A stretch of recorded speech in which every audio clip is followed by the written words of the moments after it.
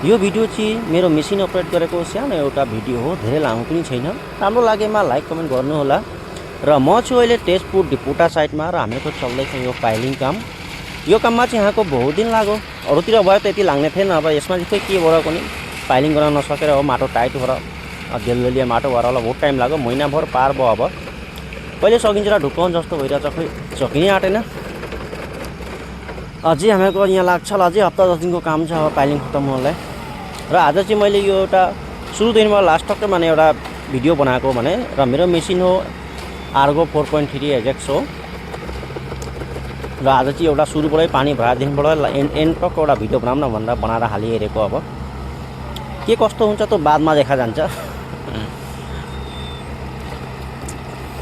र हामीको अहिले चल्दैछ पाइलिङ हो। अब अरूतिर पनि काम धेरै चलिरहेको छ, तर वर्तमान पाइलिङमा आएको यो बेसी फोकस भइरहेको छ, किनकि यो नदीको काम हो। त नदीको काममा पहिले तलको काम सकियो भने त त्यति साह्रो छैन। अब माथिको काम त आसानी हुन्छ नि त होइन, त्यसैले यसमा अहिले आएको धेरै चल्दैछ।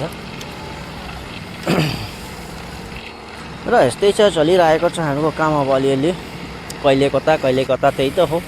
यो चाहिँ मेरो अनलोडिङ गरेको पाइलिङ अपरेटर हो। यो चाहिँ साथी हो पाइलिङ अपरेटर।